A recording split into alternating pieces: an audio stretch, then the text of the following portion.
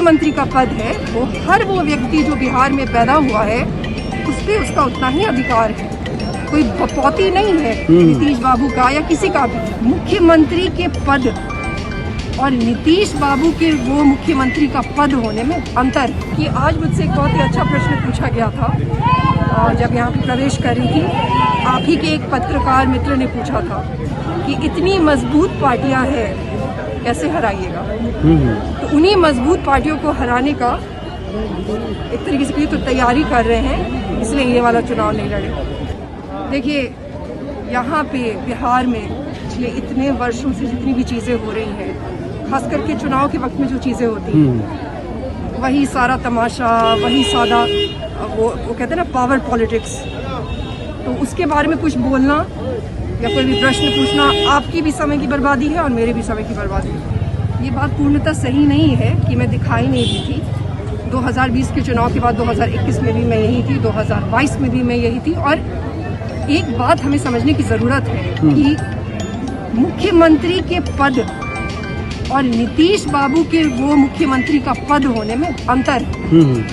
वो जो मुख्यमंत्री का पद है वो व्यक्ति जो बिहार में पैदा हुआ है उस पर उसका उतना ही अधिकार है। कोई बपौती नहीं है नीतीश बाबू का या किसी का भी। तो अगर दावेदारी पेश नहीं हो रही है पिछले 30 वर्षों में, या नीतीश जी की बात करें तो पिछले 20 वर्षों में, हो ही जाएगा, वो गलत है।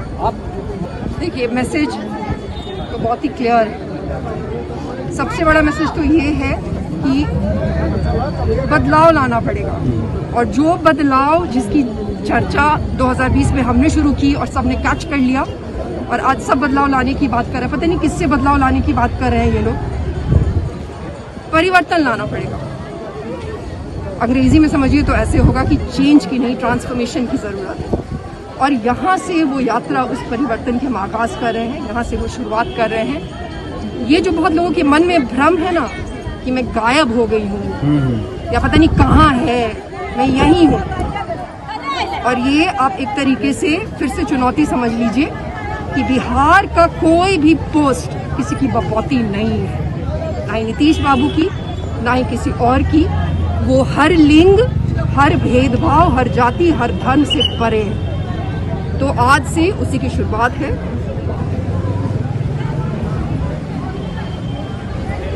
हंसी वाली बात, जुमले से ही राजनीति होती है।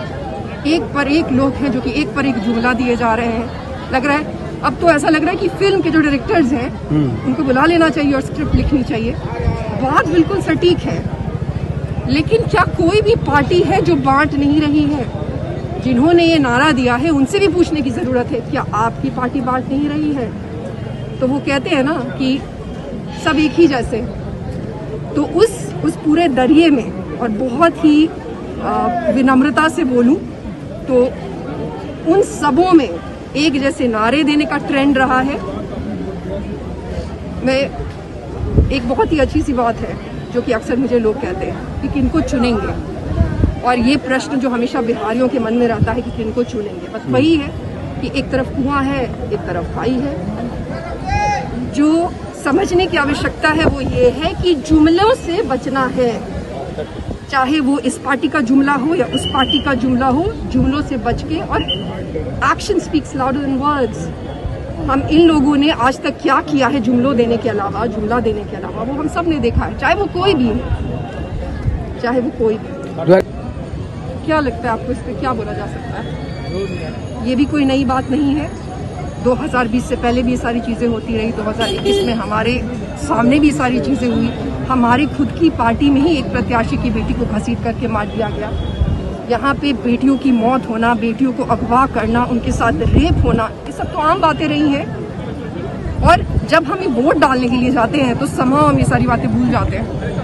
तो वो सारी बातें फिर से होती हैं, और कोई इसकी जिम्मेदारी नहीं लेता। उस मुख्यमंत्री पद की जिसकी आपने बात करी थी अभी, जिसकी दावेदारी आपके अनुसार से मैंने पेश की थी, वहीं की जिम्मेदारी होती है ये सब। वहीं पे जो बक है, जो अकाउंटेबिलिटी है, वो वहीं लाई करती है, वहीं स्टॉप करती है। लेकिन हमारे यहाँ आप उसको नकारापन कह लें या कोई भी कह लें, जब भी कोई भी कांड होगा, ऊपर का पदाधिकारी नीचे की पदाधिकारी पे वो ढूंढने लगता है।